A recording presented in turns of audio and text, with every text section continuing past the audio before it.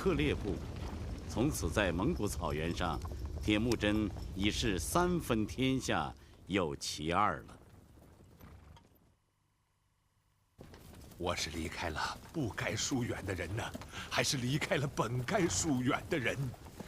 现在我部众离散，无依无靠了。你现在说这有什么用？现在最要紧的是马上决定今后该怎么办。你叔叔去投奔了太阳汗，我们还能怎么办？去乃蛮人那里碰碰运气吧。要去你自己去吧，走。你，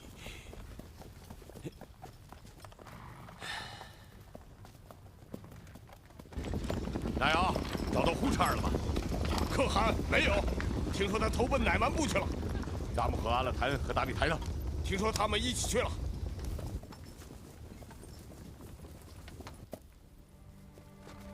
走，快点！这就是你们抓到的奸细？就是他。不，我不是奸细，我是克烈部的王罕。你？你是王罕？别开玩笑！你要是王罕，我就是大清的皇帝。我真的是王罕，你们的太阳汗是见过我的。你只要带我去见见他们，他们就会认出我来的。你想害我呀？我带你去太阳汗的王庭，他们认出你是疯子、骗子，我的脑袋还能长在脖子上吗？我不是疯子，也不是骗子，我真的是王罕。呸！你是王罕，你的百人乐队呢？你的大军呢？我战败了，我的汗国灭亡了，所以来投奔太阳汗的。别再编故事了，来呀，把他砍了！不，你不能这样做，你带我去见太阳汗吧。你见不到太阳汗了，我会把你的故事讲给太阳汗听的。天哪，我是不是根本不该来这里？我的铁木真儿子，即使灭了我的汗国，也会让我颐养天年的吗？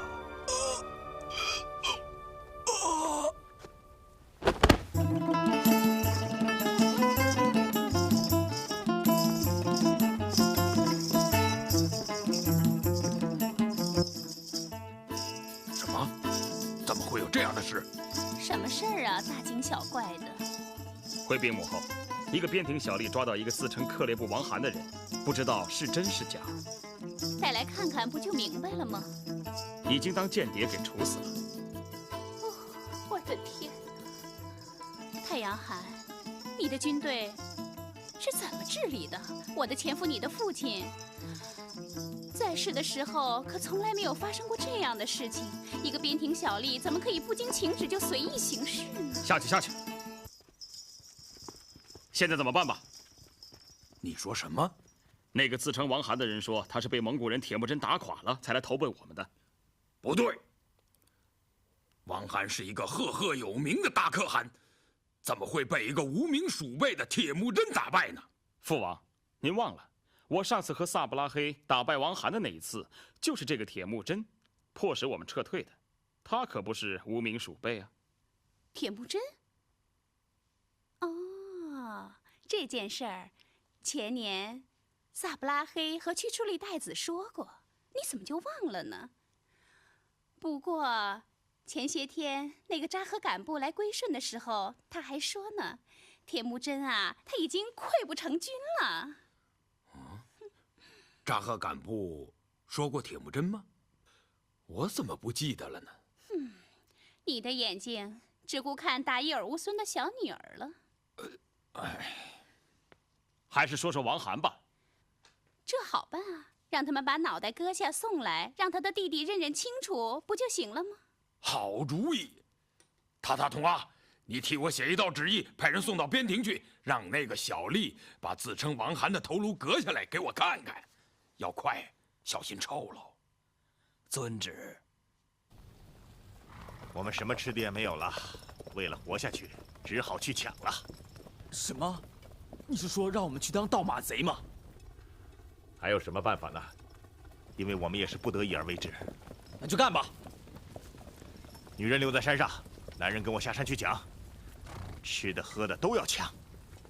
人嘛，会说话的全部杀掉。抢东西已经是犯罪了，你们还要杀人？那样做，上天是不会宽恕我们的。你个马夫的老婆，你懂个屁！如果我们留下活口，乃蛮士兵就会杀了我们，到时候谁也活不了。跟我来。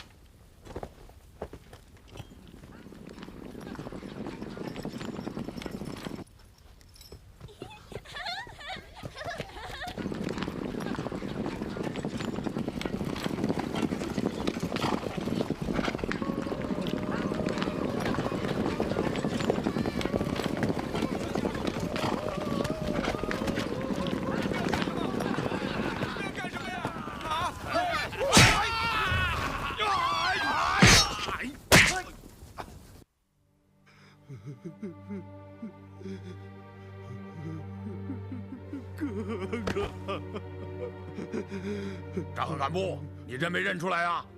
张和，你们认出来了吗？我认出来了，确实王涵。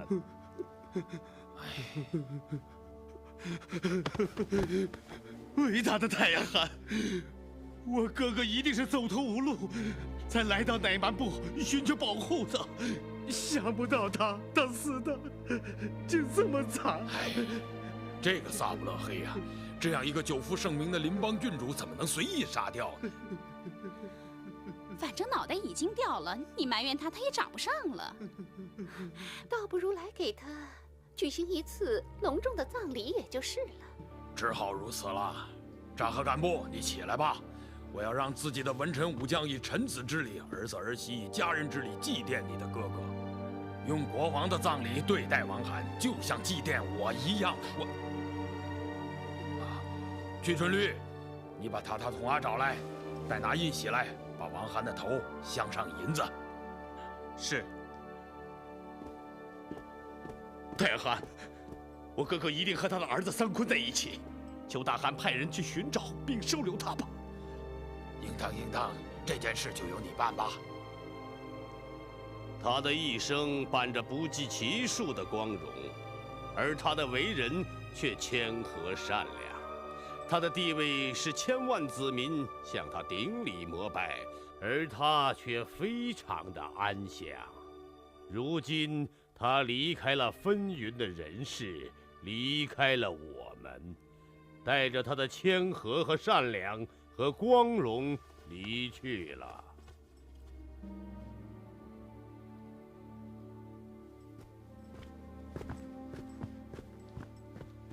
扎赫干部，你哥哥死后有此荣耀，也算是可以瞑目了，你就不要过分的悲伤了。看到太阳汗这套鬼把戏，你不觉得可笑吗？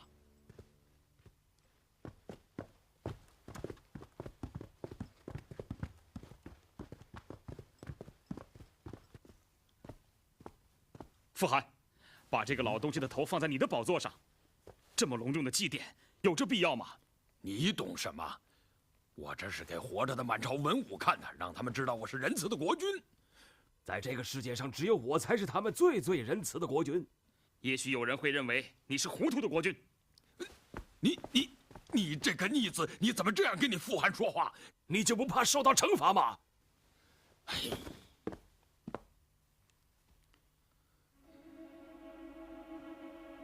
都是因为这个死鬼。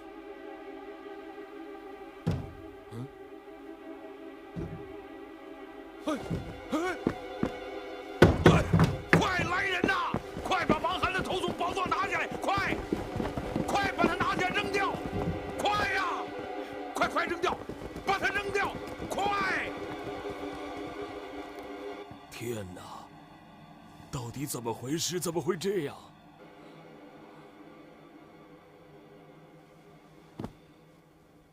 我的哥哥死了的灵魂都得不到安宁。太阳寒，我要杀了你，替我的哥哥报仇。扎赫干部，咬人的狗是不叫的。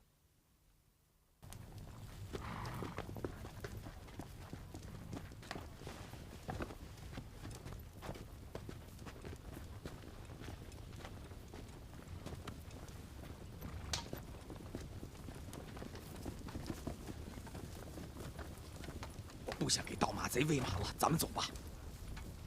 走，去哪儿啊？去投太阳寒。他会收留我们吗？你忘了王涵的下场？我有办法能让大家活下去。什么办法？抓住桑坤，献给太阳寒。不，天哪！你怎么敢这样做？他可是你的主人呀！可就是他葬送了我们克烈部。那就让他自作自受好了。我们走我们自己的路吧。你这个糊涂的女人，别坏了我的大事！好好在这待着，不许动，不许说话。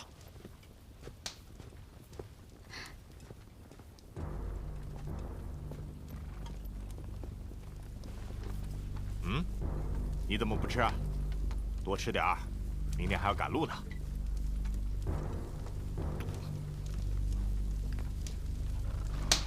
我想过了，我们不当盗马贼了。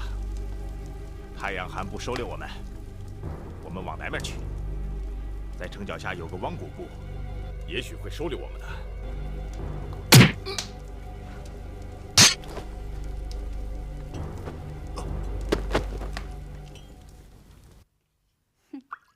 我看呐，一定是你又累又气，眼睛都看花了。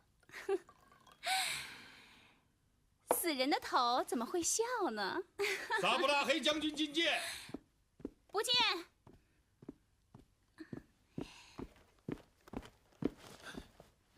你怎么这么没有规矩？我不是说过不见你的吗？人家王涵已经死了，你把他的脑袋割下来辨认，这合乎什么礼仪？我用隆重的葬仪，用银子镶的头骨，难道这不是最崇高的礼仪吗？你没有看见他的弟弟扎赫干部对我都感激涕零了吗？可是葬礼刚刚结束，你派人把王涵的头骨剁碎了，你那种所谓的仁爱之心，早被这种惨绝人寰的暴行给冲刷的荡然无存了。那脑袋是不祥之物，不踩碎它，那毁灭就会降临到我们的头上。死人的脑袋有什么可怕的？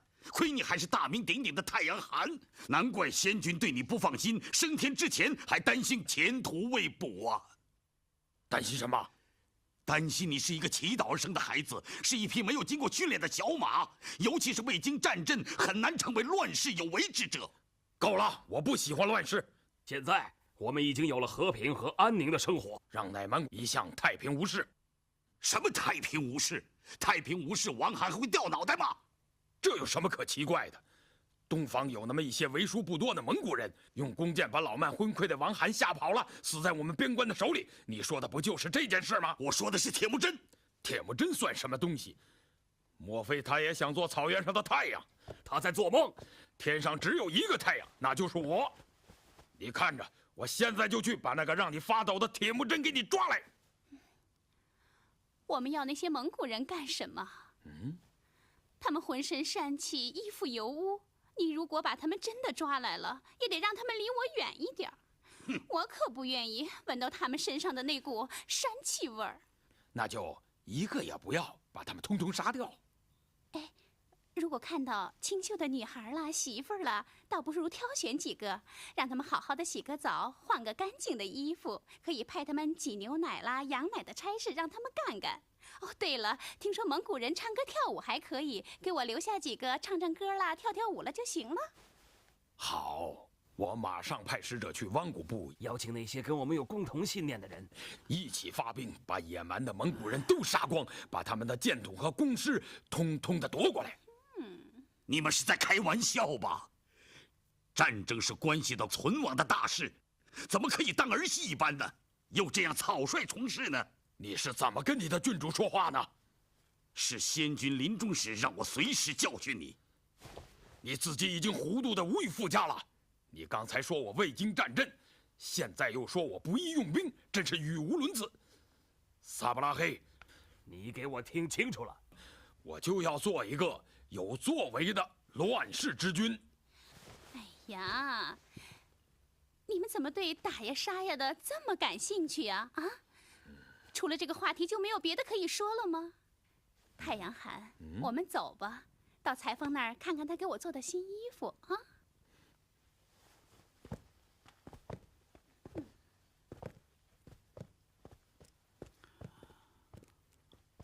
哦，先王啊，你死的时候为什么不把这个女人也带走，留下她嫁给你这个昏聩的儿子？乃蛮毁灭就要无日了。这匹老山羊啊，叫的也太讨厌了，不如把它杀了算了。我何尝不想杀他？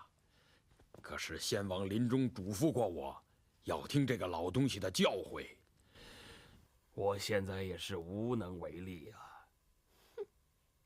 如果这老东西不闭上嘴，那我们就不得安宁了。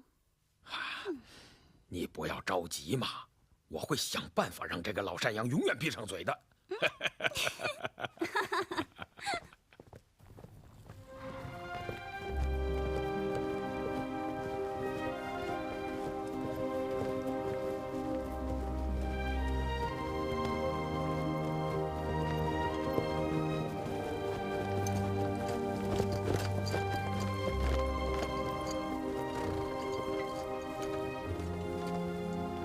你们是从哪里来的？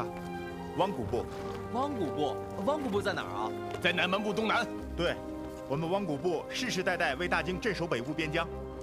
离这儿好远吗？我们是去年冬天出发的，直到今年春天才找到你们。请。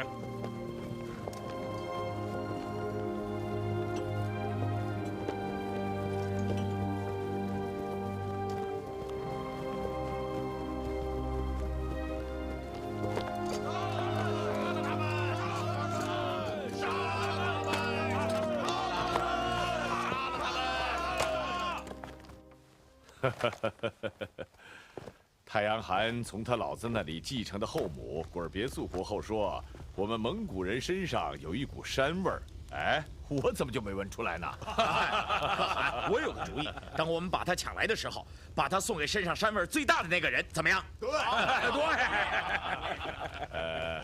莫尔赤，你膻味大不大呀？30个美女里面算他一个，怎么样啊？哎，我不行，我不行啊！嘿。朱赤台叔叔身上的膻味儿那是最大的了，不信你们闻一闻。好，果儿别速妃就是朱赤台叔叔的了。好。乃蛮部的太阳寒派使者去联络汪古部，要来讨伐我们。可汪古部认为我是大京的大官员。什么？可汗是大京的官员？哎，你们忘了？8年前，京丞相完颜湘封我为扎乌提忽里，统帅诸部的首领嘛。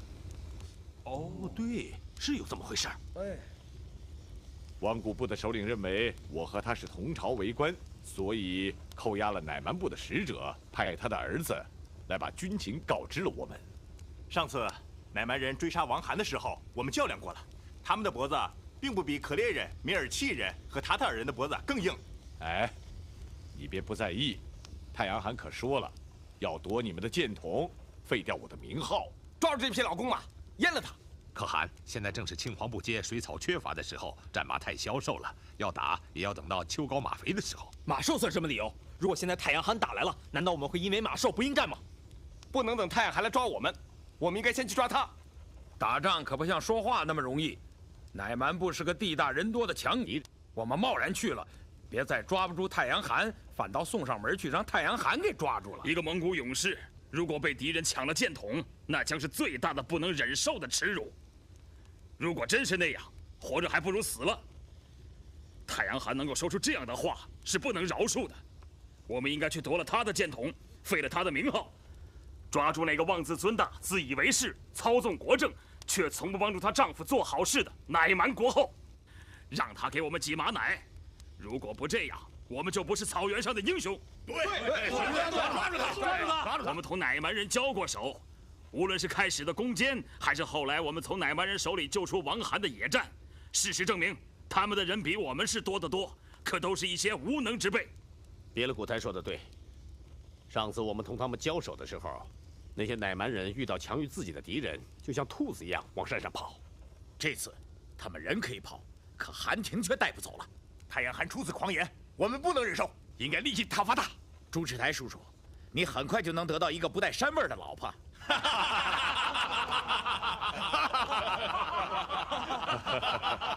好，有这样英勇无畏的将士，还愁不打胜仗吗？马上停止围猎，准备与乃蛮决战。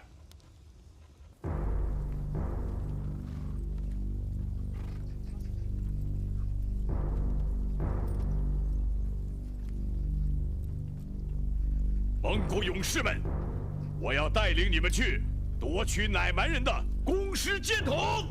天亮！天亮！天亮！我可得先告诉你们，这一仗不是好打的。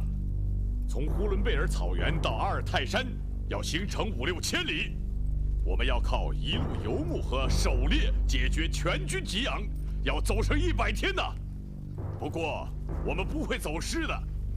这位是汪古部的使者，汪古部首领的公子，我的新女婿，不言西班，由他做向导。过去的战争每次都是从防御开始的，所以古烈岩的阵势起过很好的作用。现在我们是主动出击，再也不需要把车辆围成圈圈了。为了适应数万人马长途奔袭的需要，我要把全军将士重新编队，打破家族和部落的界限，10户选一10户长，100户选一100户长，1000户选一1000户长。无论是游牧狩猎还是作战，全由他们指挥。此外，在各级纳言的子弟中选勇健者1万人做中军护卫，就是窃薛军。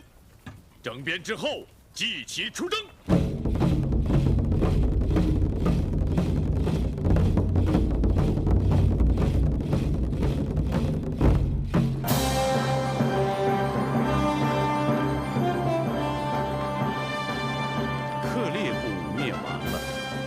铁木真统一草原要做的最后一件事，便是消灭那个收容了铁木真一切敌人的西方乃蛮部。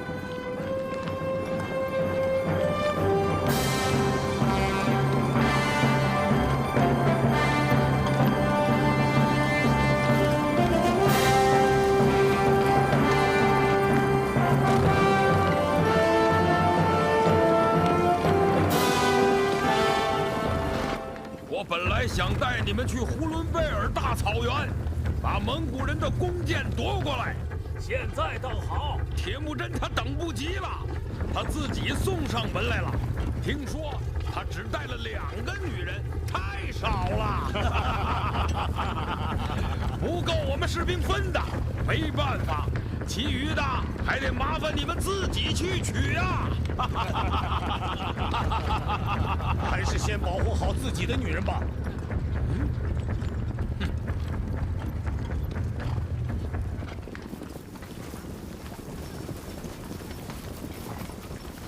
我们得好好准备准备，考虑一下下一步该投奔谁了。什么意思？这老东西的脑袋像王涵一样的快掉了，只是不知道有没有人给他投炉香银子。哼！张伯和，你是只不吉利的鸟，经常丧歌。太阳寒兵强马壮，以逸待劳。我看呐，是铁木真的死期到了。哼！我看我们还是早点想办法。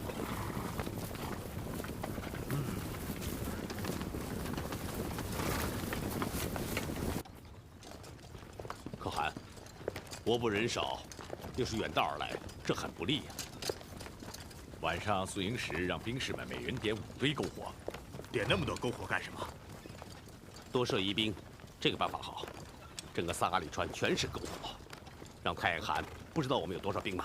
对，太阳汗没打过仗，一见我部人马众多，必然惊慌失措。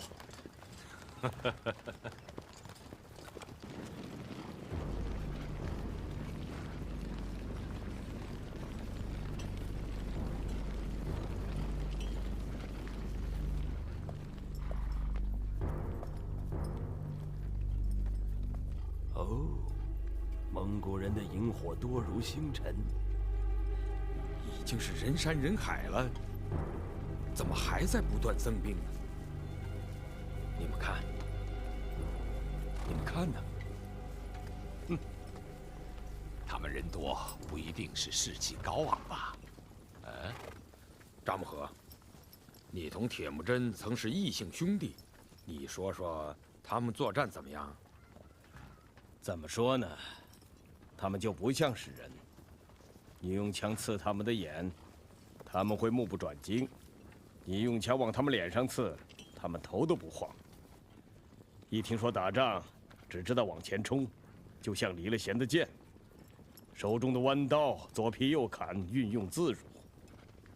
他们哪里是在骑马，那马就像长在他们的屁股上。号令一发，人人唱着歌冲上来，把杀敌人看成是赴宴会一样那么轻松。快走，去，去。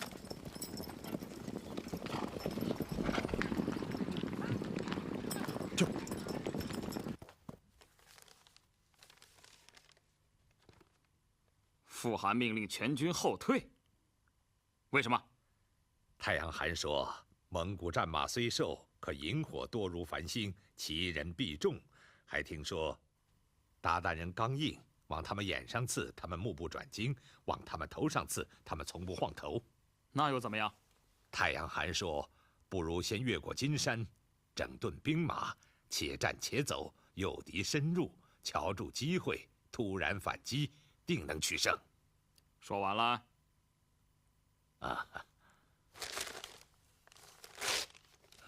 我领着将军们正在谋划怎样分配蒙古俘虏的时候，这位巾帼英雄太阳寒，我的好父亲，却害怕了。请各位不要见怪，我这父亲从小长大在深宫，从来没有去过放牛犊的牧场，也从来没有离开过孕妇撒尿的地方。塔塔统啊，你替傅寒看好玉玺就是了。告诉他，刚刚发现敌兵就要撤退，纯粹是妇人之见。什么？他说我纯粹是妇人之见，他还说什么了？太子说你从来没有到过放牛犊的牧场，没有离开过孕妇撒尿的地方。谁让你说这些了？这么勇敢的驱除率，但愿我这个儿子他能在双方交战的时候也不失其勇敢。你们看着，他不听我的话，势必要吃大亏，等着吧！你们都回去看好自己的房地，明天铁木真就会杀过来的。是。塔塔统啊，带上印玺，我们回寒町去。是。太阳寒，你父亲打仗的时候，从来没有让敌人看见过男儿的脊梁，战马的后胯。你正当年富力强，还没有交手就吓破了胆。早知这样，还不如让古尔别苏来统帅军队。萨布拉嘿，你不要以为你是先军的老臣就可以这么放肆！你敢这样说，我也不怕拼一死战。把大帐给我围住，保护好太阳寒。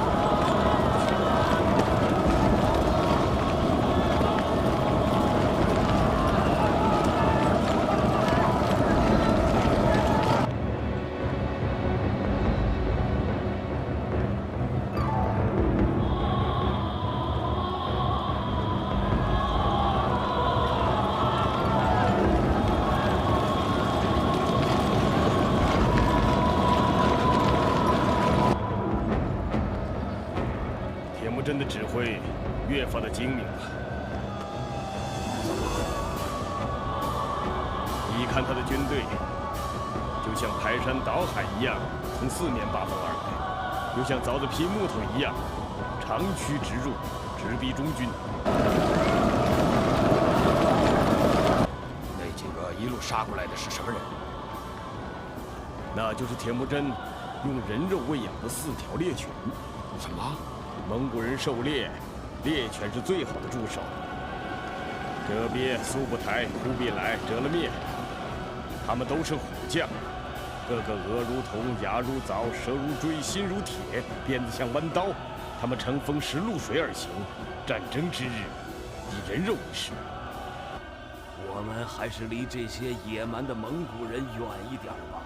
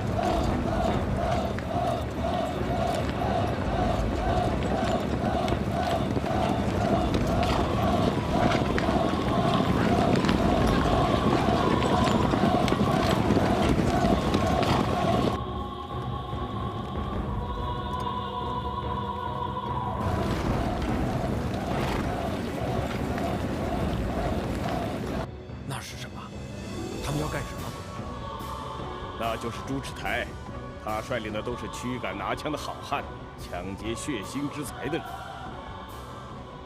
敌人怎么会这么强悍呢？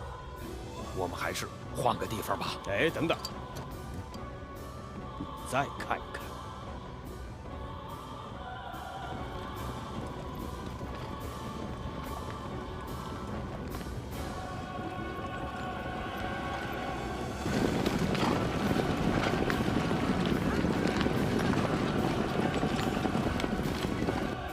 这怎么回事？铁木真自认先锋了。哪个？手拿苏勒丁长枪的那个。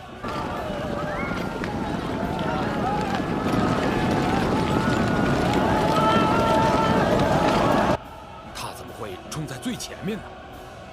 他浑身上下都是生铜铸的，用铁锥刺他都找不到缝隙。哦，我的天哪，太可怕了！你再看那边，那个就是铁木真的二弟哈萨尔。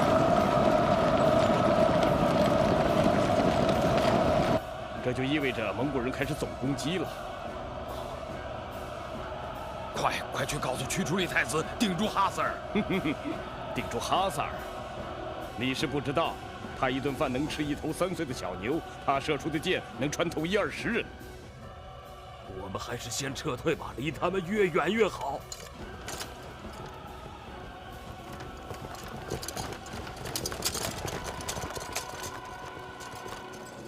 哼哼，快跑吧！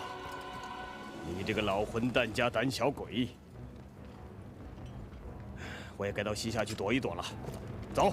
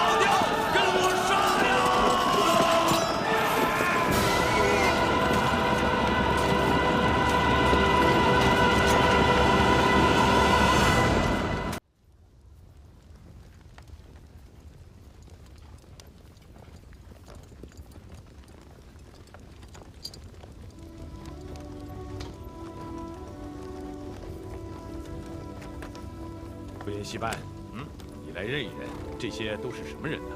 好。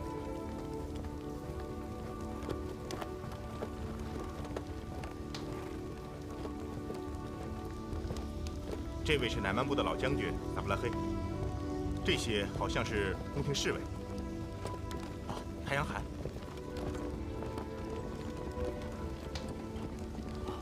他死了。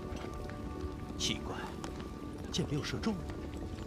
我让这边给他的屁股钉了个钉子。箭射在屁股上也不至于死啊！你看，尸体都僵了。是吓死的吧？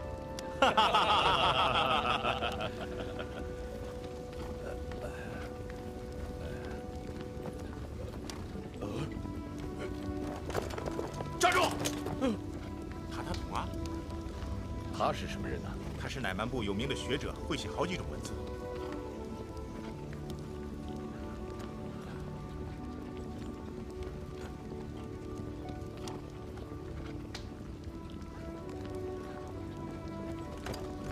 可汗，去处理太子扎木合扎合干部胡查尔哈的坛，三奎和托黑托阿的尸体都没有找到。派哲别、纳牙和朱赤台他们给我分头去追。是。等等，可汗还有什么旨意？告诉哲别他们，如果遇上扎木合，就放他一条生路吧。可汗，他已经是走投无路了，让长生天去惩罚他吧。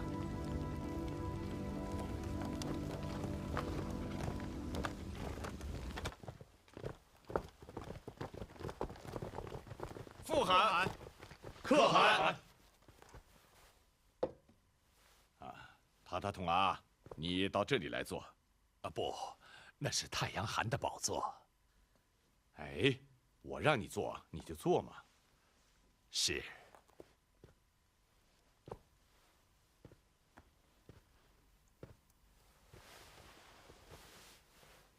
听着，从现在起，你们就不要领兵打仗了。可汗，驱除利虎查尔，还有托黑托阿父子，他们都还没有抓到啊。是啊，父汗，这次不能让他们再跑了。我说过了，不要你们管。你们几个人，现在头等要紧的事，就是跟这位有学问的老师学学维吾尔文字，还不快拜老师？塔统老师，父汗，学这个有什么用啊？跪下。塔统老师。可汗，什么事啊？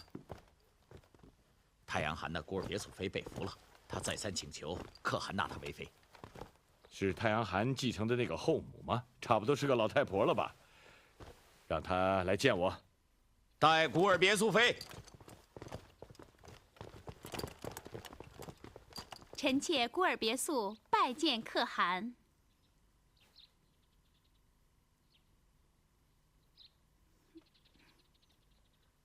离老太婆远了点吧。你就是高贵的古尔别肃国后？不敢当，臣妾正是古尔别肃。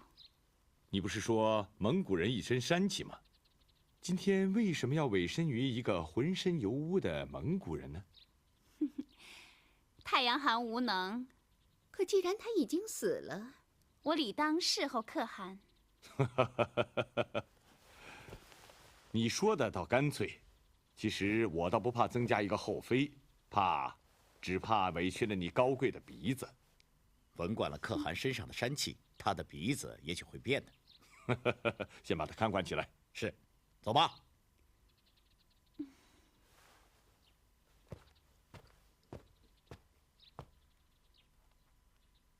可汗，相信我的诚心，不要让我等得太久啊。你放心，我会给你一个满意的答复。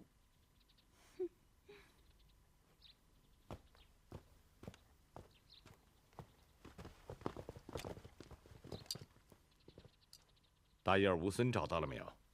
和托黑托阿父子一同逃往西夏去了。他的女儿呢？可汗，你问的是谁的女儿？当然是达伊尔乌孙的。哈，当然是跟他父亲一起跑了。不能让他们跑。那雅阿追赶去了。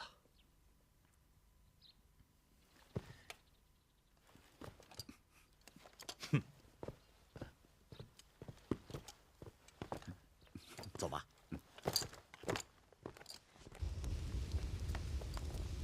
哎，真是老了，才跑了3天的路，就腰酸腿疼啊！哼，你没见这一路上死了多少人？我们能活着逃到西辽，那就算万幸了。哎，我们的部众太少，西辽王能不能收留我们呢？啊，西辽王不收留，还有西夏、维吾尔。达伊尔乌孙有这么漂亮的女儿，是多好的觐见礼呀！啊，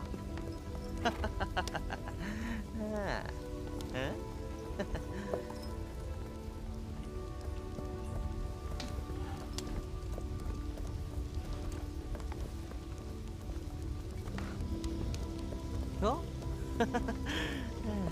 还不好意思了。把火全灭了，碰上蒙古追兵，咱们可就全完了。算了吧，蒙古追兵不会黑夜上山的。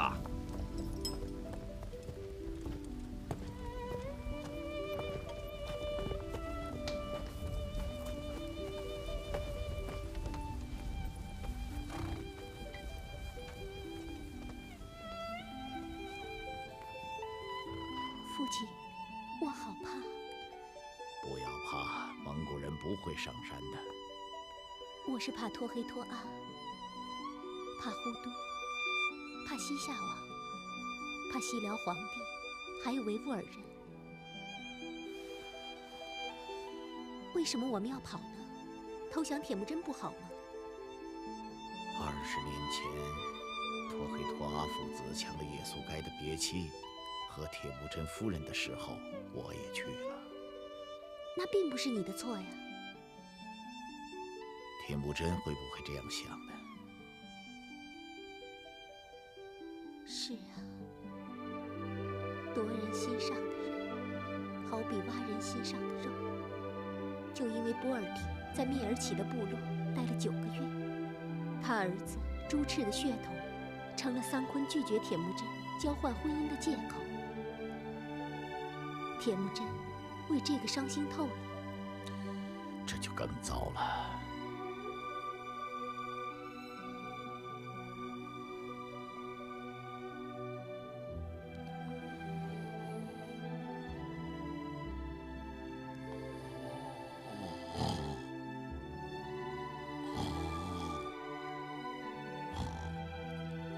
呼兰，睡着了吗？没有。要想铁木真失去旧怨，你我父女就得付出点牺牲啊。只要您老人家平安无事，让我去死我也愿意。那倒不必。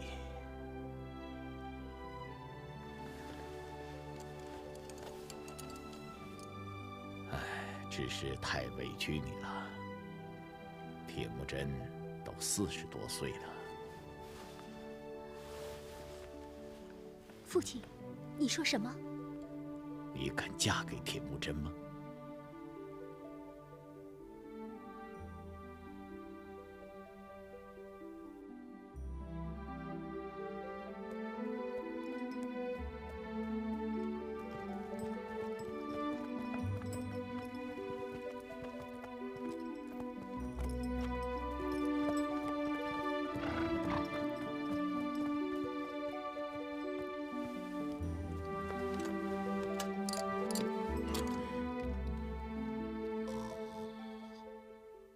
这是一件好事吗？还靠将军预成此事。哎，我愿意效劳。不过，现在路上兵荒马乱的，你们单独出去，说不定会被乱军杀了。你们最好在军中等我，我去追赶托黑托阿，回来和我们一起去面见可汗。能这样最好。呼兰，还不谢过纳亚阿将军。谢纳亚阿将军。哎呦，这可使不得啊！呼兰如果成了韩非，那我就是臣下呀，这礼我可担当不起呀！啊！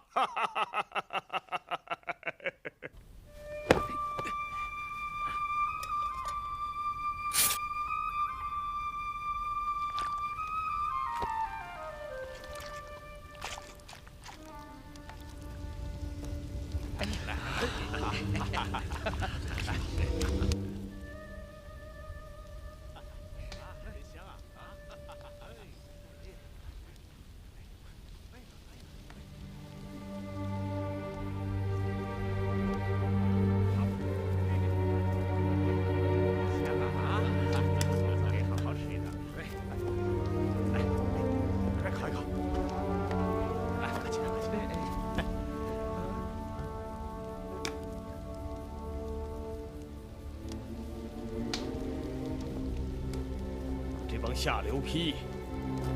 你们是哪家的贵族兄弟？帮臭奴隶！竟敢背着我把这么好的羊烤着自己吃！你们有什么资格先吃？我还没死呢！我还没死呢！混蛋！我告诉你们，待会儿羊肉烤好了，你们不许先吃，先给我送过去。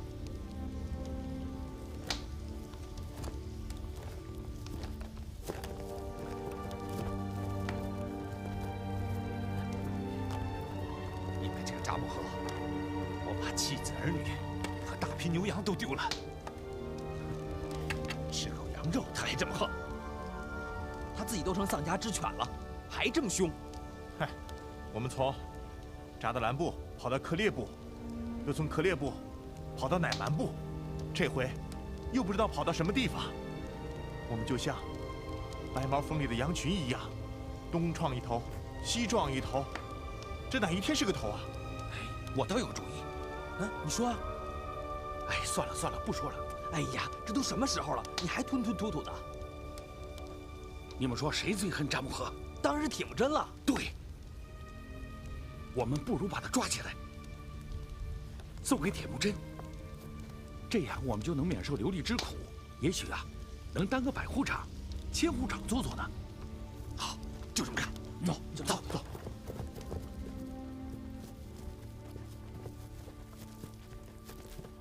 你们要干什么？你们要干什么？看我不杀了你们！那要看铁木真是不是先杀了你。放开我！看我不杀了你们！放开我！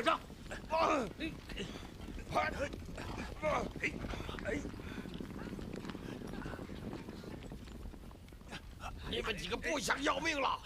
蒙古人，快过来！我们抓住了扎木合！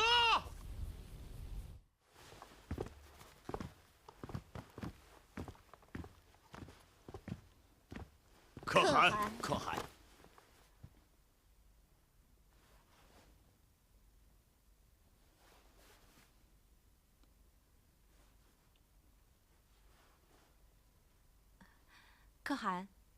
哦，快请起！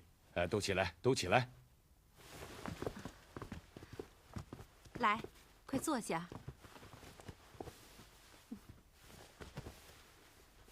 可汗进入太阳汗的寒亭已经6天了，你们为什么会来得这么晚呢？我们妇女3天前就逃到了纳牙阿将军的帐下，在纳牙阿将军的营里耽搁了3天3夜。什么？纳牙，你留他们在你的营中过了3天3夜？是的，可汗。大胆！你为什么不立刻将他献出来？可汗，我呀，把纳牙押下去，令别的古台严加审问，若有丝毫差错，我拿你号令全军。请等等。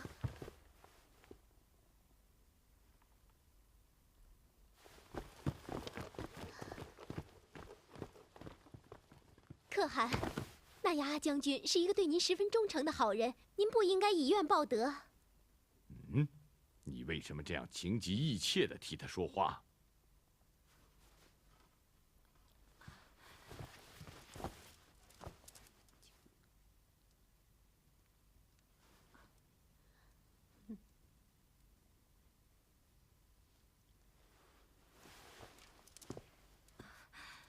外面有很多热闹的事儿，您不去看看？哦。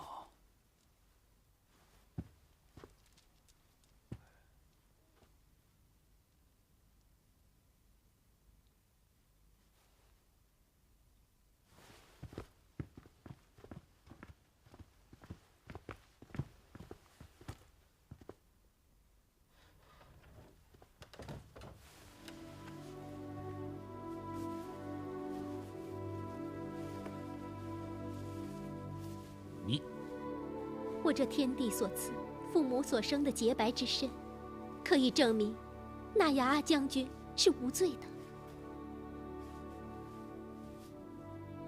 纳牙，你都干了什么对不起？哎，失记糊涂货！你不去读书认字，来这儿干什么？功课啊，我早就背熟了。我来学习啊，怎么审案子。有什么好看的？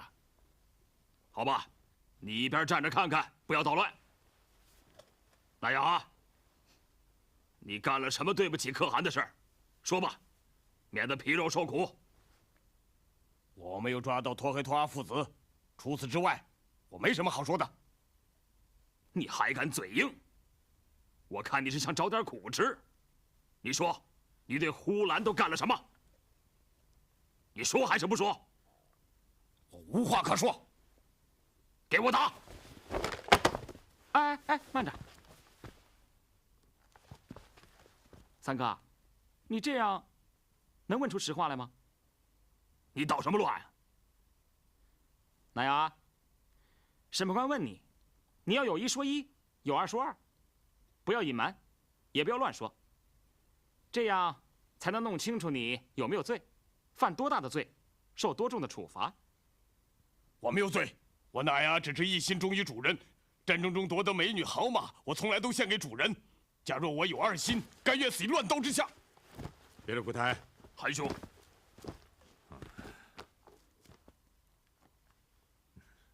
大牙，快起来！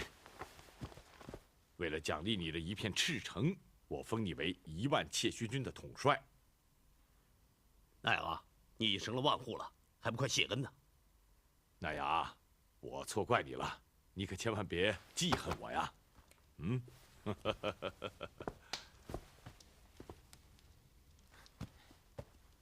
那呀，谢恩呢？谢可汗。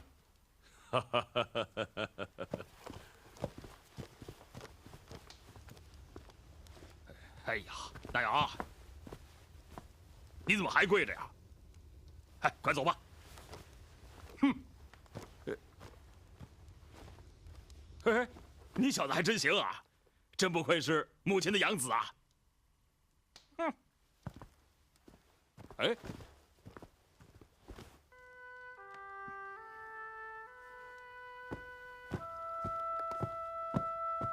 呼兰，可汗，我已经把那牙放了。你冤枉了人家，只是把人家放了就够了吗？哎，我已经封他为1万窃须军的统帅，这总算可以了吧？你就那么相信我的话吗？你这双好看的眼睛告诉我，我日夜思念过的女人是不会欺骗我的。我不相信你想过我。真的，从那年秋天我跟王涵一起围猎，在路上遇到你的那一刻起，可汗，我也是从那一刻就再也忘不了你。我一想起你那双看我的眼睛，我一想起来就脸红心跳。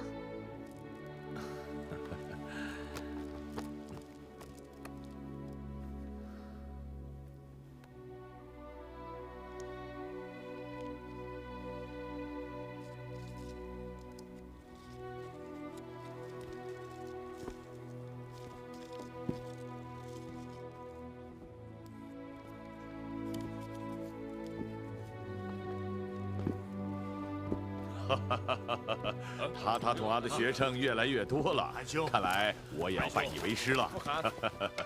韩兄，韩兄，不寒，啊，坐。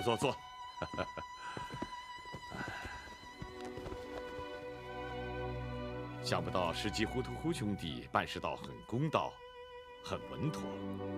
这都是母亲教导的。可是你不好好读书，到处乱跑是要受罚的哟。谁说我没有好好读书啊？尊敬的可汗，我要说句公道话。在这些学生里，石矶呼图呼和窝阔台算是最认真、最聪明的了。维吾尔文字他们已经掌握了。啊，塔统阿，我想了很长时间，你能不能用维吾尔文字创造一种这个？可汗是说创造一种用维吾尔文字拼写的蒙古语的文字吧？对，啊，就是这个意思。蒙古已经是一个很大很大的汗国了，没有自己的文字怎么能行呢？像发布军令、法令、同邻交往，总不能靠一张嘴用绳子解疙瘩吧？啊，可汗，我明白您的意思了。近日来，我也想过这件事。蒙古人使用现在的实体语言进行政令、军令、法令颁布或外交是不行的。对，大宋有宋文，京有女真文，西夏有西夏文，甚至许多很小的国家都有自己的文字。我们要创建一个大蒙古，哪能没有自己的文字呢？我们就是要创建自己的文字。塔塔统啊，你能不能替我办到这件事呢？我想我能。好，我先谢谢你。啊，你将要给蒙古人办一件功在于千秋的大事，要快做到，然后就要先交给他们和诸位将领，再让全蒙古的孩童都来学。嘿嘿，我们也要像女真人、汉人那样，有自己通行的文字，还有写我们功劳的书啊。哦，对了，你再给我刻一颗金印和调遣军队的虎头牌，还有怯薛军交班的符牌。总之，你要跟我寸步不离，这些事全由你来掌管。是。他寸步不离可汗，还怎么教我们读书写字啊？那样你也睡不了觉啊。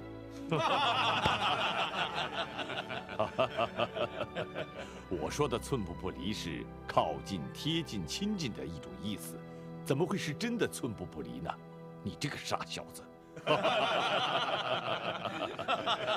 不，可汗，可汗的每句话对蒙古人都是扎萨和训令，所以一个字也马虎不得。可汗，可汗，可汗，这边回来了。可汗，这别啊，看样子你一定是带来了什么好消息啊！臣已查明，桑昆已经在去年被乃蛮部的一个首领除掉了。是个好消息。托黑托阿父子、屈出律、呼查尔阿勒坦呢？速不台、何赤温、朱赤台他们已经分别去追他们去了。我倒带来了扎木合的消息。哦，他在哪儿？我把他带来了。我不是说过放过扎木合？你难道没听到我的旨意吗？我听到了，我并没有抓他，是5个扎德兰人抓住他，送给我的。抓住了他，这也是长生天的安排。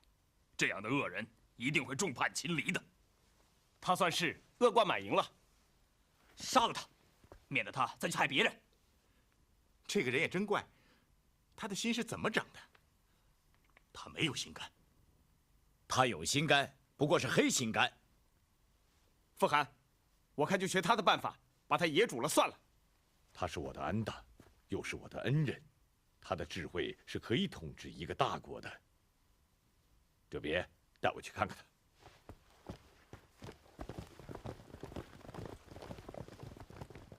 哎，世纪糊涂乎？你说傅寒会判扎木合什么罪啊？死罪啊。不过汉人和女真人的皇帝都有赦免犯人的权利，也许扎木合呢死不了。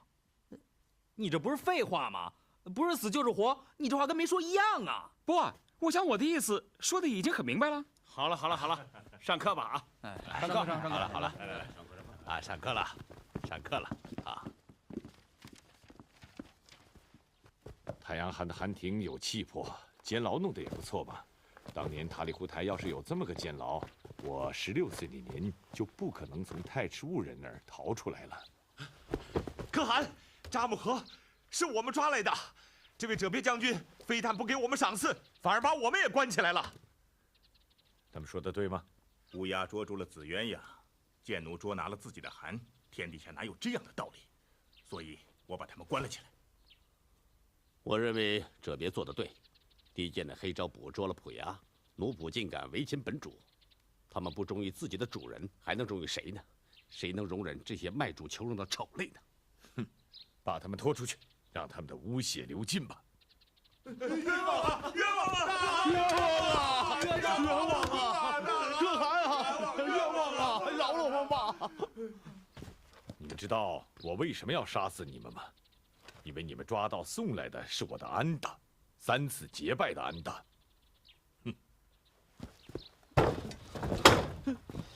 走，给我出去！快走！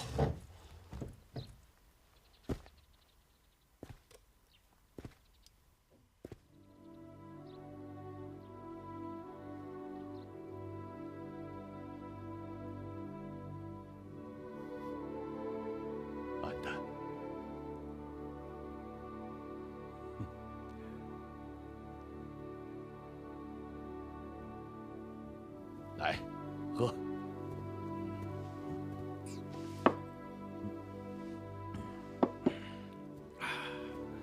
咱们哥俩3年没见面了，今天呢，我就破个例，咱们不喝躺下，不算安的。你说错了，是3年04个半月。罚你，啊？好。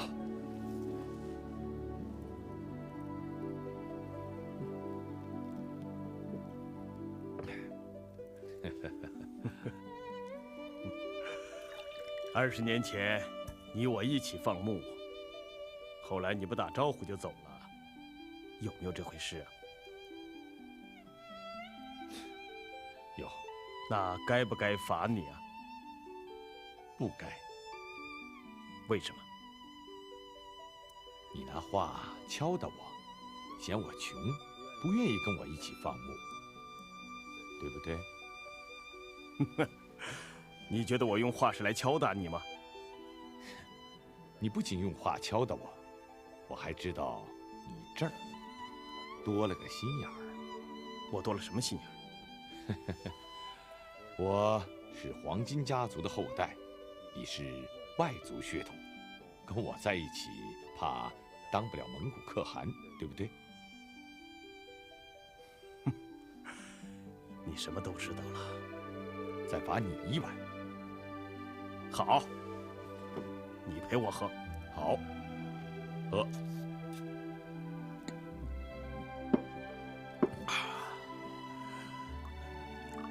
哎，没酒了啊！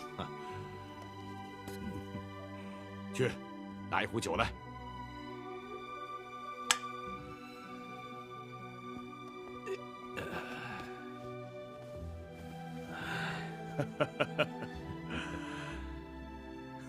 你看看你呀，哪儿还像个可汗呢？你呢？你这个样子还像个古尔汗吗？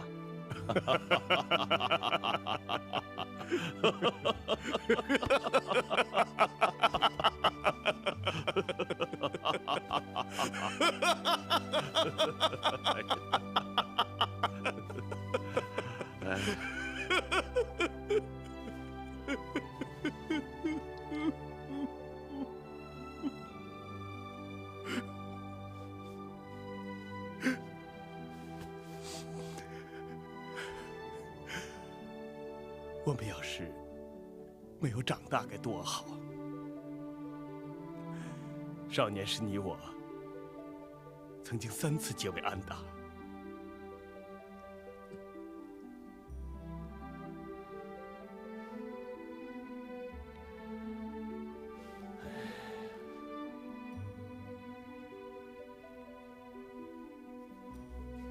你看，这是我收回来的。可我还留着呢。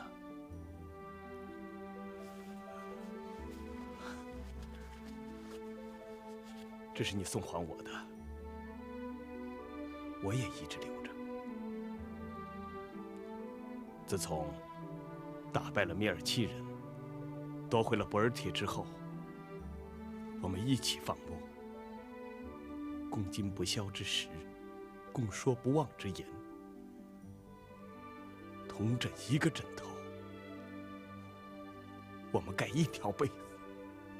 我们俩像1辆车上的2根辕子，1根轴上的2个轮子。可我们分道扬镳了，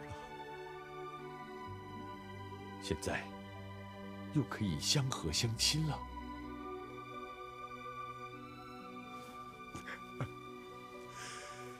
想起在先的誓言，我没有脸面与安达相见。不，在我与乃蛮人决战时，你使太阳汗心神不定，节节后退。你还是我的好安达。这是兄弟相连的天性。让过去的不快都烟消云散吧。你还是来做我的好安达。蒙古汗国，你在我1人之下，万万人之上，好吗？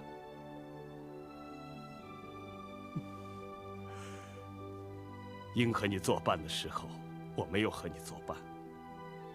现在，你将众百姓收留了，众邻邦也平了，天下大事已经定了。在这个时候，我再来和你作伴，你情愿吗？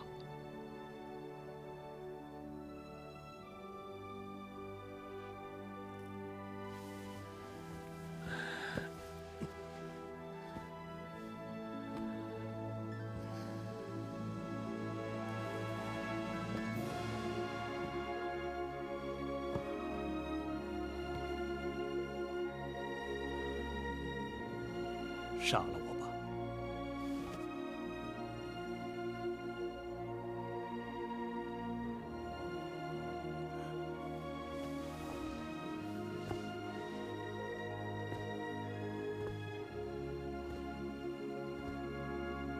我的好安达，你想一想，如果你要是不把我杀死，我会让你夜里睡不安稳，白天进食无味。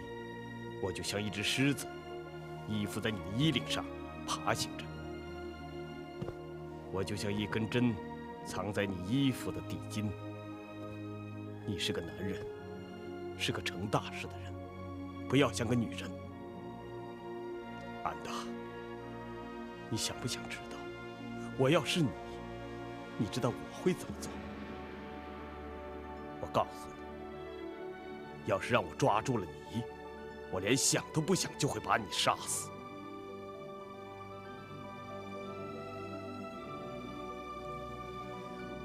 你要真是觉得我可怜，那就让我尽快的去死。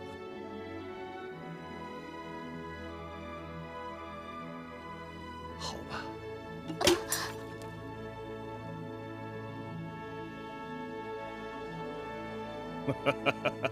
胡兰，怎么连断头酒都舍不得让我喝了？我认识你，可比铁木真认识你还要早啊！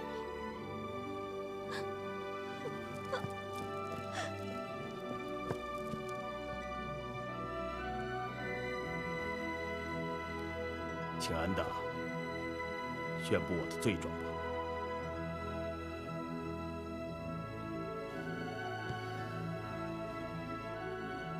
你无端发动了13邑之战，又用70口锅煮死赤纳斯被俘的人，并组织12部联盟，挑起草原各部一次又一次血腥的战争。安达，你不要再往下说了，有这些我就死有余辜了。你还有什么要求吗？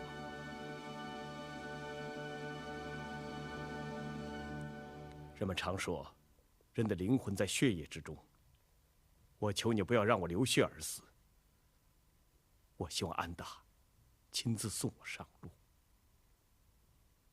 你是草原久负盛名的英雄，我一定会亲自送你上路的。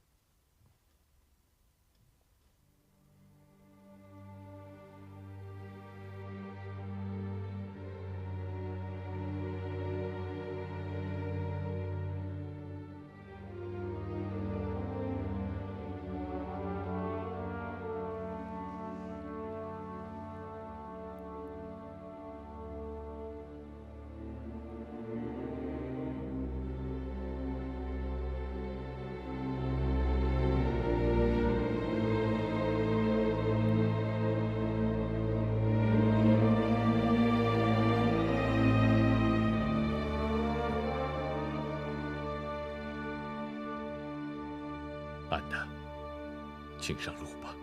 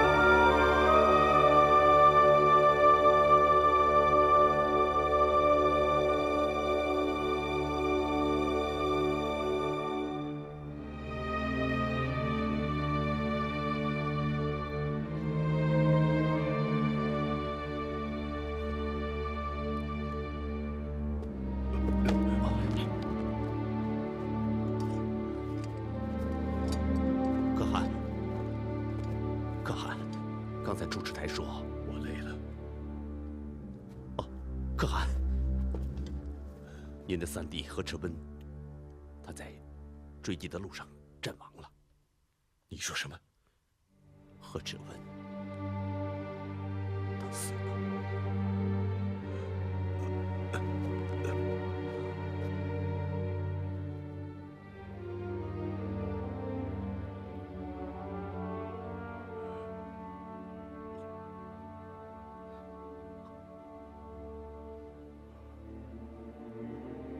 我领出4个弟弟，回去的时候剩下3个。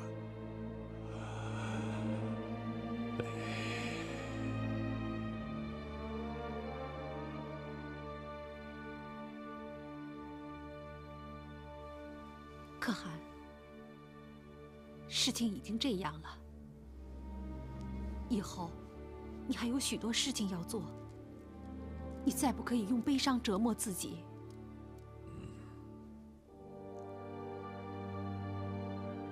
呼兰，你刚才说什么？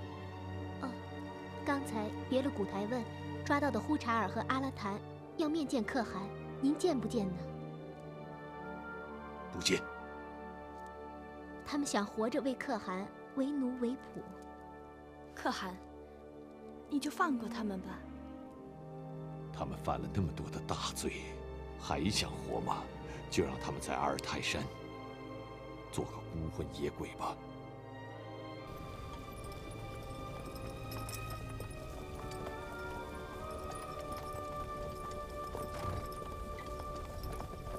停下！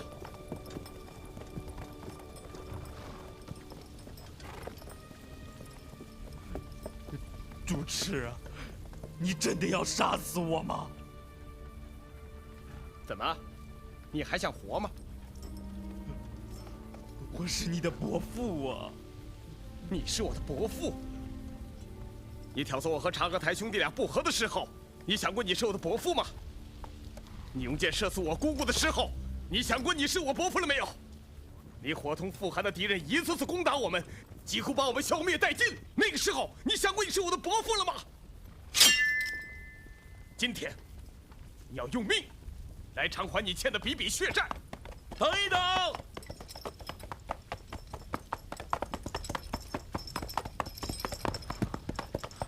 那呀，将军，富汗说了，念在祖先的份上，可以给呼查尔伯父和阿勒坦爷爷一个全尸，按照扎木合的办法处置。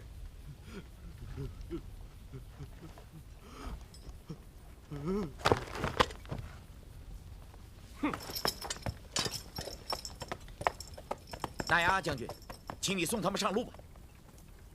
执行。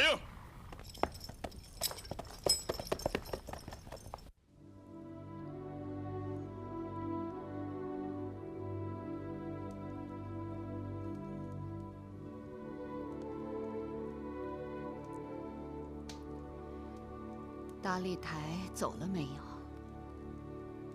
嫂子，嫂子，你听不懂蒙古话了。铁木真已经40多岁了，我不管他的事了。等他回来，你自己去跟他说好了。可我害怕他呀。你怕什么？也跟他说去好了。何达安，让他出去吧。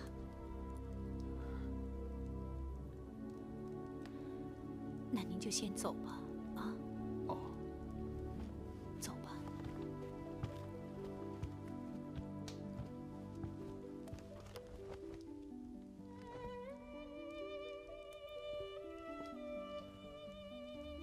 夫人，我看他怪可怜的。可恨，他2次离开我们，现在我儿子出头了，他还有脸来找我们？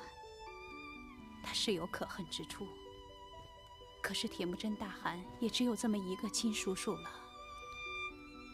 何达安，你把他领到也随妃那里，就说是我的意思，让他替达里台在可汗面前求求情。啊，我去了。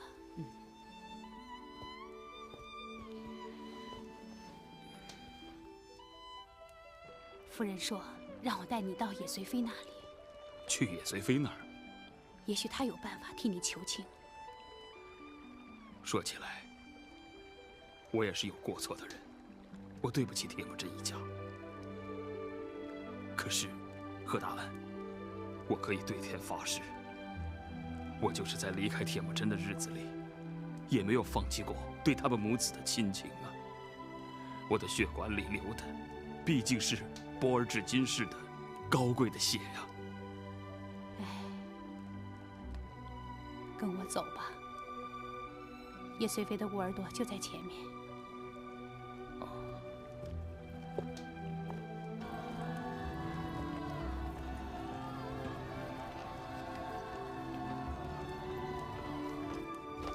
你说我双喜临门，打败了太阳寒是一喜，那二喜是什么？告诉我。来，你先坐下。我让他进来吧。什么事儿这么神秘呀？我要让您见一个人，你一定会喜出望外的。是吗？嗯，我倒要看看是什么人。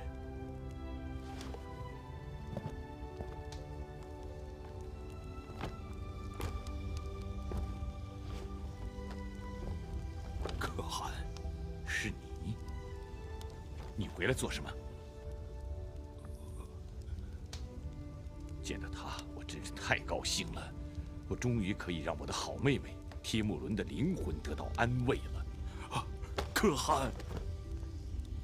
啊，达里台叔叔，快起来！你们叔侄俩在这里见面，就不必行此大礼了。你没有听可汗说他见到你很高兴吗？帖木真，我老了，大概是快要死的人了。我多么想在闭上眼睛之前，身边有自己的亲人呢。你想，你不辞而别的时候，你是怎么想的？你和王涵一起在哈兰真沙陀向我杀来的时候，你是怎么想的？你还有胡查尔阿勒坦把我逼得在班朱尼湖边喝浑水、吃野马肉的时候，你是怎么想的？我数完蒙古起延部只剩下4600人的时候，你是怎么想的？我一直在想你啊！胡说！你一直恨我不辞。达里台叔叔，快起来！可汗应该向您道谢才是，您为什么反倒像负了债似的？什么？我向他道谢？可汗，你还记得我们和王涵一起设东营的时候吗？桑昆火烧牧场，掠夺百姓，并未得手的事吗？那正是达里台叔叔给桑昆出的主意。他那是给你一个机会，暗中提醒你要多加小心。你不正是因为知道桑昆的阴谋，才转换牧场的吗？如果没有达里台叔叔救你，那一次，你即使被桑昆和扎木合杀掉，哈拉真沙陀之战，你也逃不出他们的毒手。真的吗？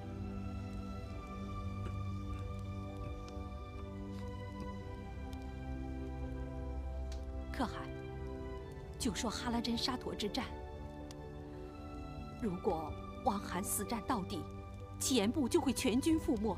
你知道王涵为什么停止进攻吗？这又是达里台叔叔，是达里台叔叔劝阻了王涵，使王涵停止进攻，撤离了战场，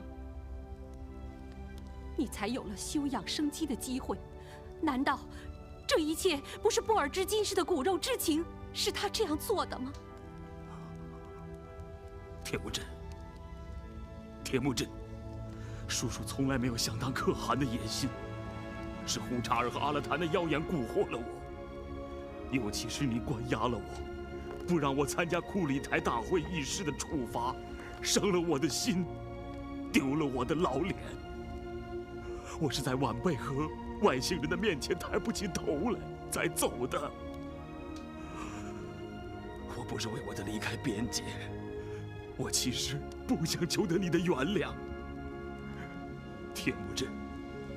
只是现在我老了，我只求你可怜可怜我这个孤老头子，给我一小块颐养天年的地方，我什么也不求了。铁木真，你肯吗？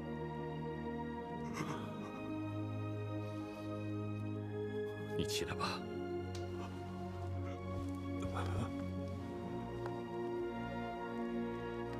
我恨你，叔叔，可我再恨你，也忘不了你。你这个不争气的老头子！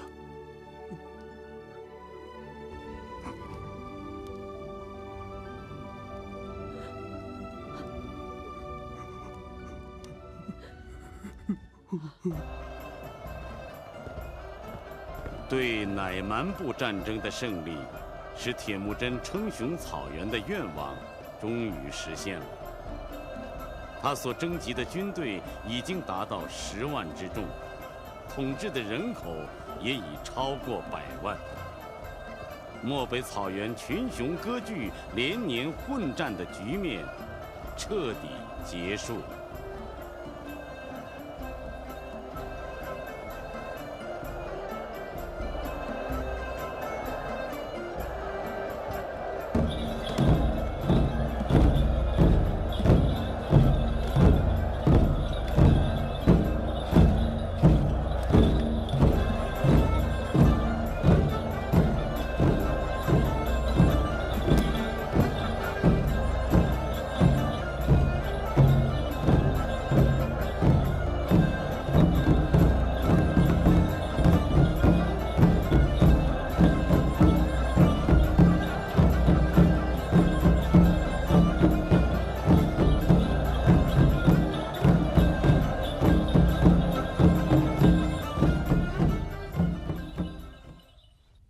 长生天让我告诉你们，我把整个地面赐给铁木真和他的子孙们，让他成为成吉思汗吧！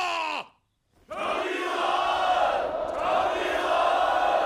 成吉思汗！成吉思汗！至高的苍天在上，统领万物众生，光辉普照布尔汉山，大蒙古诞生了。愿将所有财物与亲臣子民共享。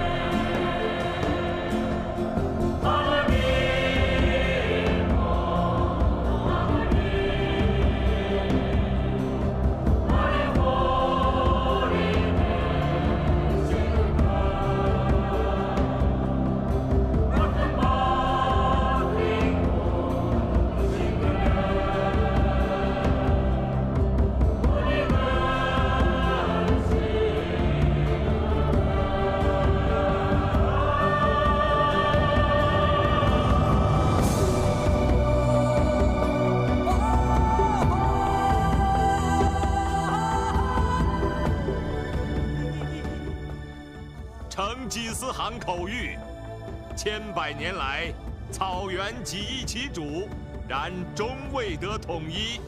从此以后，大漠南北，辽河内外，西至金山，北至林中百姓，皆为本汗属民。遵旨。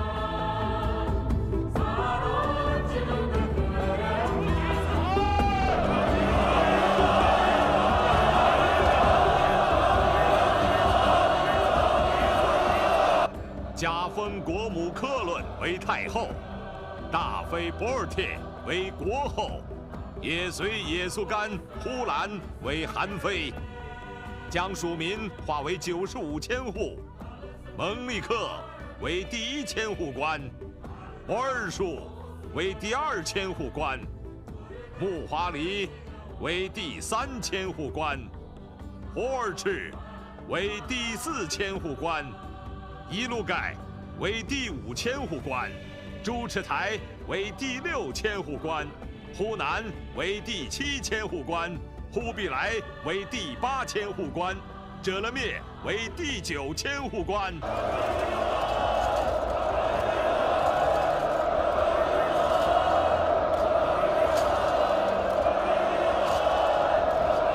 蒙利克父子在。大汗，蒙利克，你是先父托孤之臣，你的父亲察勒和老人为劝阻太之误人叛离而献出了生命，你们父子也是我的开国功臣。你的儿子通天乌阔阔初又从天神那里讨得了我的尊号。这3代的恩德，我是不会忘记的。从今日起，在我身旁有你一个座位，你可以同我一起参与国家大事的决策，犯9罪而不罚。谢成吉思汗隆恩。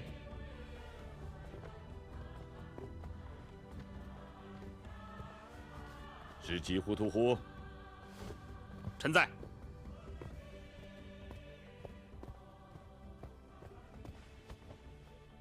你去令博尔术、木华黎进帐听风。是几糊涂乎？成吉思汗为什么不先封我呢？难道认为我出的力不够吗？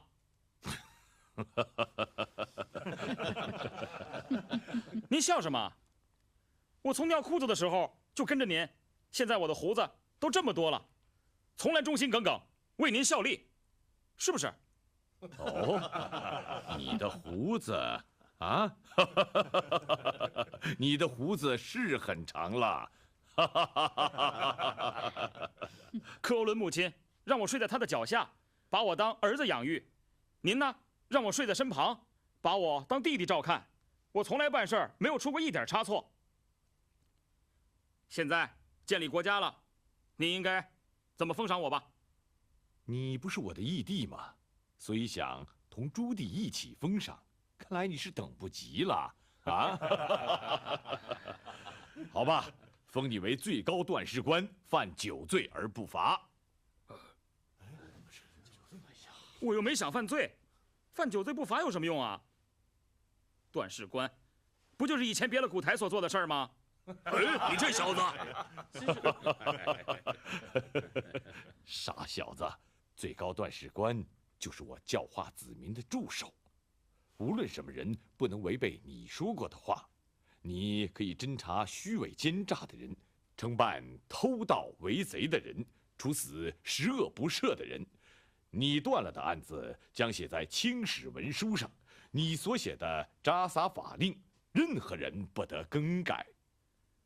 教化百姓，赏功罚罪，断案理财，差不多相当于中原的丞相了。哎，胡丞相，哎，还不赶快谢恩呐！谢成吉思汗隆恩。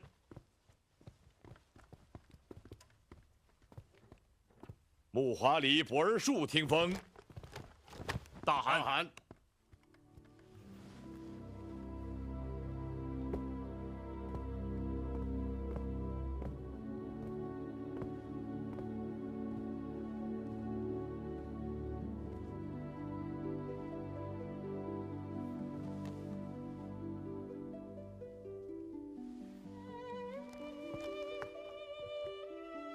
博尔术，记得那一年，我才16岁，你也刚刚15岁，帮我一起从太迟误人那里夺回了9匹黄骠马。那9匹黄骠马就是我一家人赖以生存的最可宝贵的、仅有的财产啊！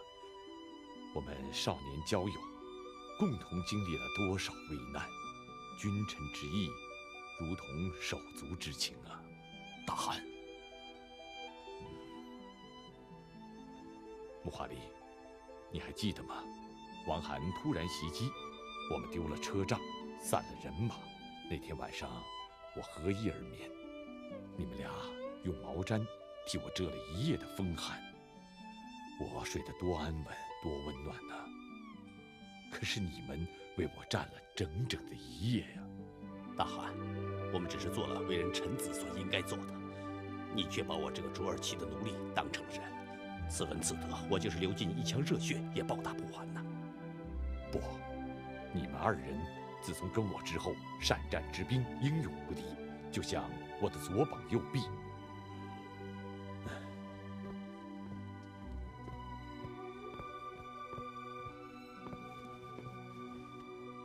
博尔术第2千户并任右手万户，穆哈里第3千户并任左手万户。你们居众将之上，犯9罪而不死。谢大汗隆恩。起来吧，不必来遮了面，遮别速不台。大汗，你们是我4员虎将，能将坚石冲碎，深水横断，与4节朱赤台、魏达尔乃是我10大功臣。今后凡军马之事，由你们为首。纳雅，大汗，纳雅，你一向忠于所事，诚实无欺，封你为中军万户。谢大汗。索尔罕什拉父子，大汗，你们想要什么封赏啊？没听懂我的话吗？你们一家人帮我从塔里忽台的手里死里逃生，对我有救命之恩。想要什么说吧。如果大汗隆恩，我想做个自由自在的人。哦，做达拉罕，还有呢？我要蔑尔乞营地、薛良格地做我的营地。还有呢？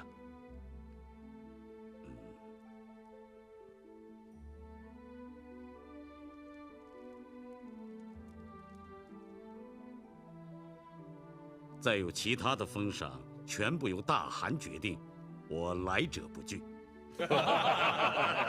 好，除此之外，你的营地可以传至子子孙孙。赤老温，你可以带公师出入大帐，有事不必通报，便可找我面谈。你们父子同为达拉汗，犯9罪而不罚。谢大汗。朱赤台叔父听风。大汗，你是乞颜部的骄傲，多次立下不赏之功。尤其在班朱尼湖边，你是19个将领之中最年长的一个。我们一起吃野马肉，喝浑浊的湖水，特加封你为统领4000乌鲁替人。古尔别素妃，哎，臣妾在。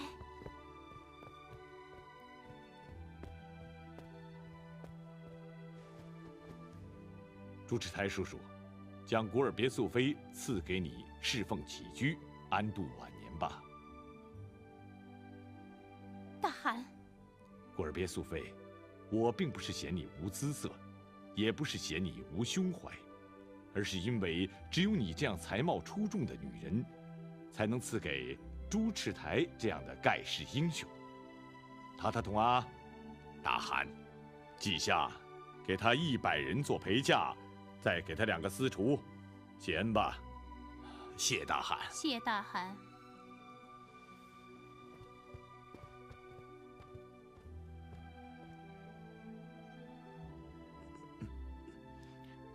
霍尔赤听风。臣在。霍尔赤，你我有约在先，许多人可以作证。今封你为林木中万户。你为什么不谢恩呢？大汗，臣有点不明白。大汗您封赏微臣这一地域的百姓，并没有归附啊。我就要派朱赤率兵去收复。你所辖的万户是很富足的百姓啊。大汗，您忘了一件事儿啊！30个美女。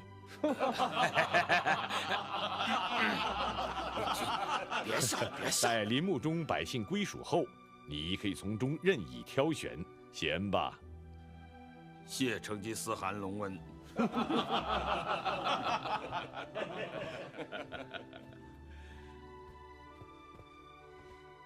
我的兄弟儿子们和何赤温的儿子等9人封为宗室诸王，诸千户万户分别由诸王统领。我特别要说的是，为我们聚集百姓吃尽千辛万苦的是母亲。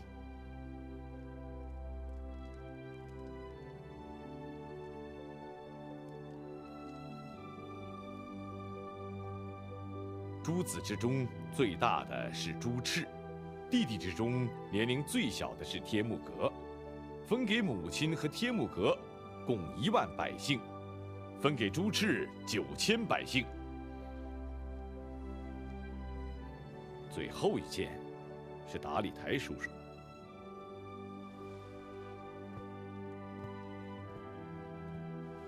大汗，你听说我是怎么处置的呼查尔和阿勒坦了吗？你，在我幼年之时，你跟随太初人抛弃了我们母子，直到我单独设营，你才回来。可在同塔塔尔人对阵时，你不听军令，受罚之后又投降了王罕。你还记得，你和呼查尔第一次回来的时候，恰昆泰什伯父留下的临终遗言吗？你还记得蒙古人恩仇必报的古训吗？念你回头尚早，饶你不死，把你流放到眼睛看不见的地方去。臣知罪。成吉思汗，你不能这样处置达里台叔叔。有功应赏，有罪当罚，你不要插嘴。我是你刚才封的最高段事官，为什么不能插嘴啊？有罪当罚，也要罚当其罪啊。达里台屡有过错，可是每次都是自我反悔，自觉投到大汗帐下。处罚改过的长辈，怎样给晚辈的行为做规范呢？而且，达里台叔叔每次来投，都是正当可汗危难时刻。这说明他是非之心尚存，敌我之分尚明，不仅没罪，反而有应赏之功啊！不，我不求有功，但求无过呀。大汗，蒙古人把幼子叫手造之人，炉灶在，就有接续的烟火。达里台是先可汗也速该首领的幼弟，大汗怎能弃之不顾？大汗，如果你的先父还在，他一定会原谅达里台的过错，留下你这唯一的叔叔。如果你把他流放到看不见的地方去，不是自己毁了自己的炉灶吗？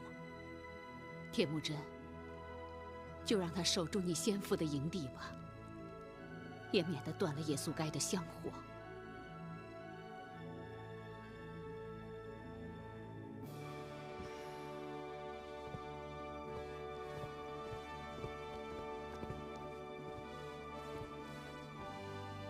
封达里台叔叔为亲王。谢成吉思汗隆恩。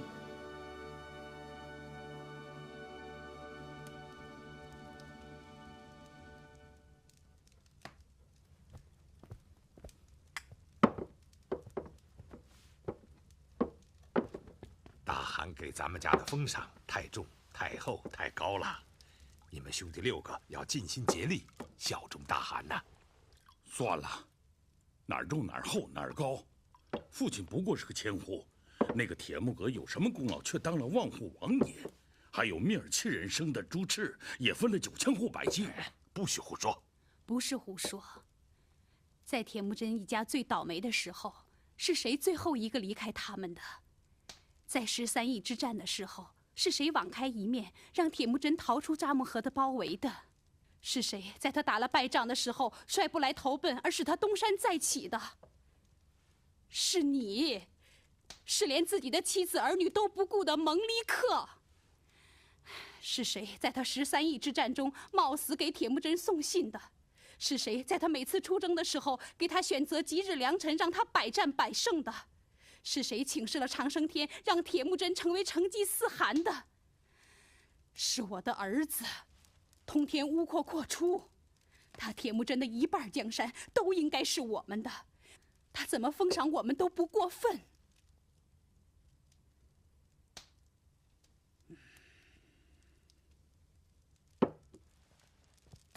你让我进去。大汗在休息呢，我有要紧的事。让开！哎，王爷，你让我进去。王爷不可以进去啊！大汗正在休息。让开！王爷，给我让开！傅寒，什么事？我想问问您，是我的武功不如朱赤，还是我的功劳不如他？为什么您赐给朱赤9000户，而我只有1000户？为什么这次收复林木中部落派他而不派我？说完了吗？没有。即使他不是米尔西人血统，那么我就是外族人生的吗？出去！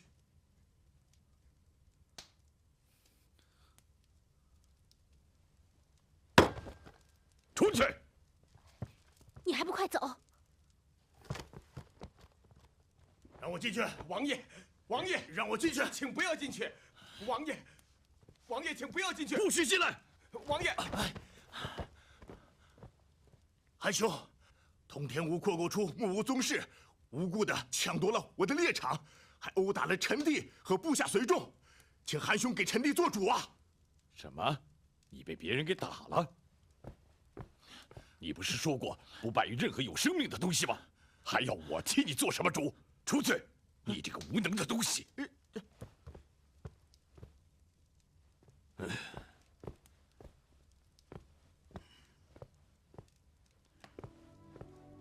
我们算什么亲王，可以被一个千户官任意的凌辱？那个通天屋越来越嚣张了，我和我母亲名下的百姓，许多人受他的蛊惑，都逃到他的营地去了。韩兄相信他，我们只能忍气吞声了。都在哪？啊，是波尔霍啊，二嫂，你二哥正在生闷气呢。是吗？嘿，二哥。你是不是3、4天没去朝见大汗了？他又不用我替他打仗，3年不见，他也不会想到我。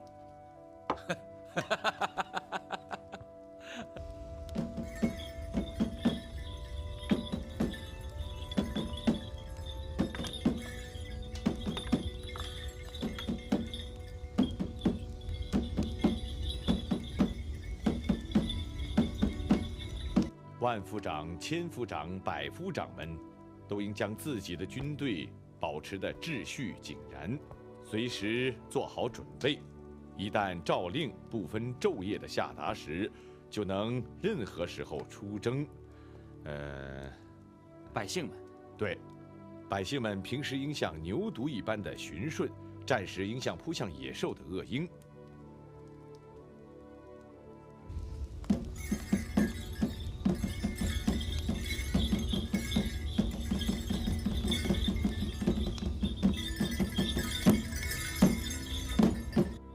儿子不谨遵父亲的教导，丈夫不相信妻子贞洁，妻子不顺从丈夫的心意，公公不赞许儿媳，儿媳不尊敬公公，长者不爱护幼者，幼者不接受长者的训育，富有者不救济国内人民，轻视习惯和法令。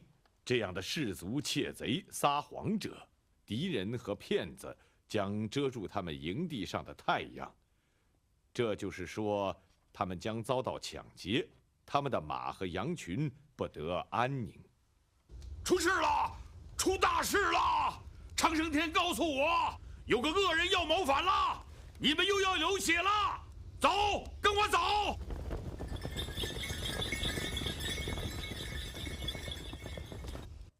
不准在流水处洗涤衣物，严禁将尿洒在水中或着过的灰烬上，严禁跨火、跨桌子、跨碟子，由此而使长生天发怒，引起雷霆者处死。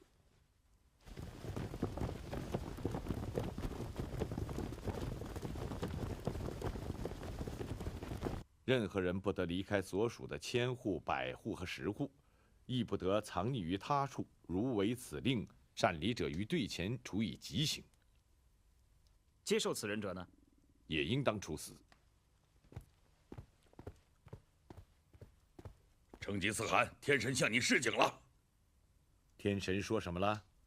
你的二弟哈萨尔乃国中勇士，能战善射。几年前就有人传说他要独树一帜，长生天有旨，让我转告大汗说，哈萨尔以为天下是你们共同打出来的。你铁木真做一次国主，他哈萨尔也该做一次国主。不会吧？他连续几天不来朝见，正在自己的营地里接替你做成吉思汗呢。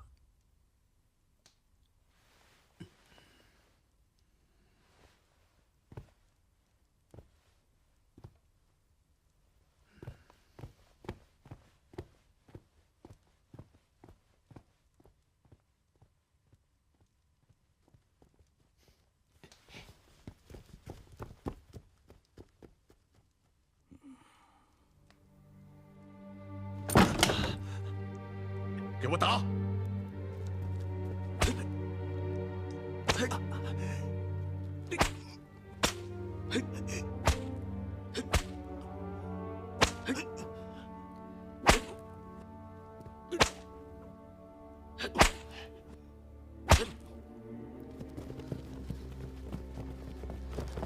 奶奶，您快去看看吧。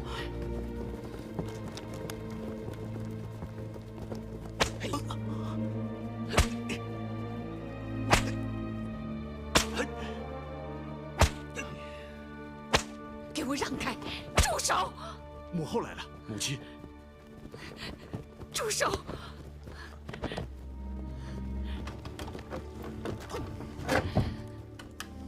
铁木真，哈萨尔犯了什么罪？你们这么骨肉相残！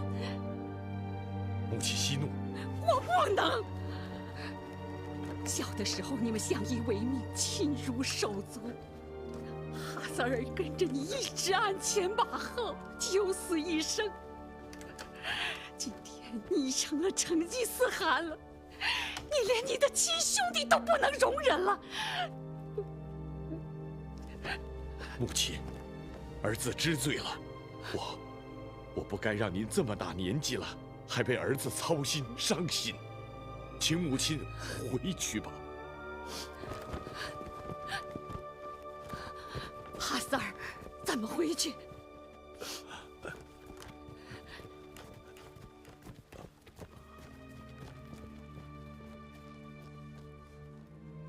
原来是通天乌阔阔出在捣鬼，我要在大扎萨令上再加上一条：捣乱皇室，挑拨是非，助此反叛者处死。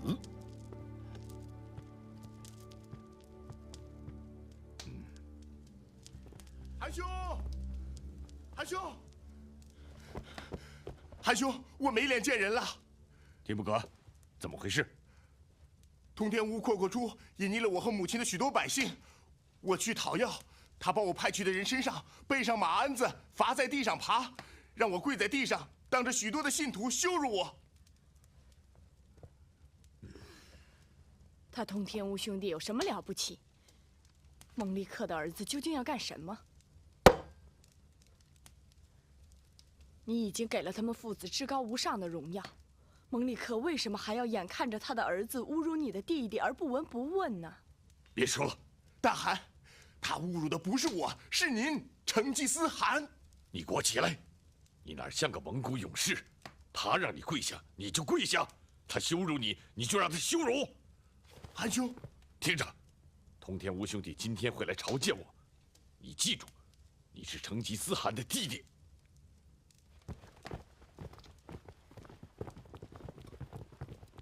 参见成吉思汗。蒙利克父亲，坐下吧。有件事大家商议商议。谢谢大汗。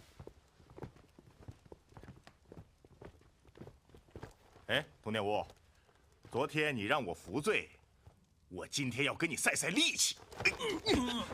走！干什么？年纪都不小了，还这么气盛，出去！要赛到外面赛去，我不愿意看见你们。走，出去！走！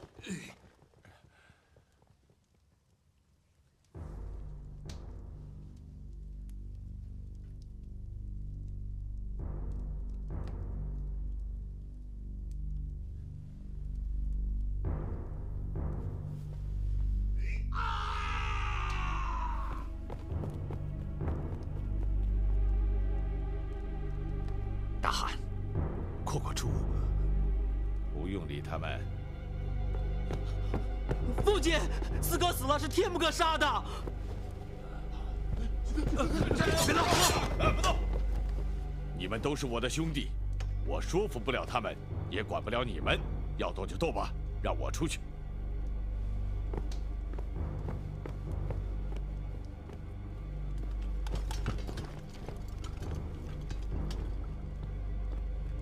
蒙利克叔叔，我看你还是带他们回去吧。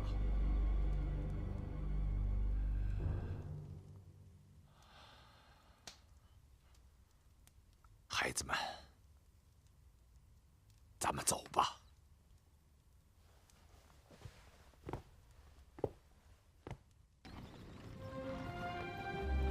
通天巫被铲除了，那种巫师代天立言、干预部落事务的制度也结束了。铁木真成了名副其实的君主集权的成吉思汗。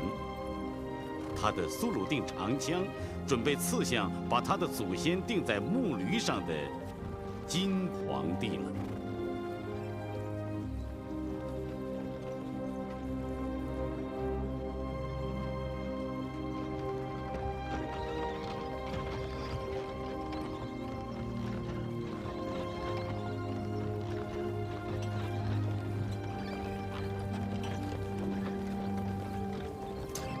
王古部千户官阿拉护使恭迎成吉思汗。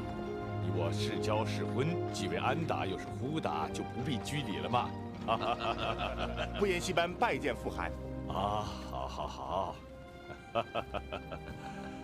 我的三女儿阿拉和别姬可是我的掌上明珠，一会儿我得看看她是胖了还是瘦了。我那个儿媳妇啊，可是我的命根子，谁敢亏待了她，我这个公公绝不答应啊！请。走。4年前，你扣留乃蛮部太阳汗的使者送给了我，又联合出兵消灭了乃蛮人，可是帮了我个大忙啊！哎，请家王封我5000户官，并列为88功臣，恩伤也不保啊！哎，金皇帝知道你已经是我的人了吗？金主完颜景整天沉溺于声色犬马之中，累成个病秧子啦。他还以为我为他守卫着靖州记好，北方天下太平无事了呢。哎，你的三公主来了。哦。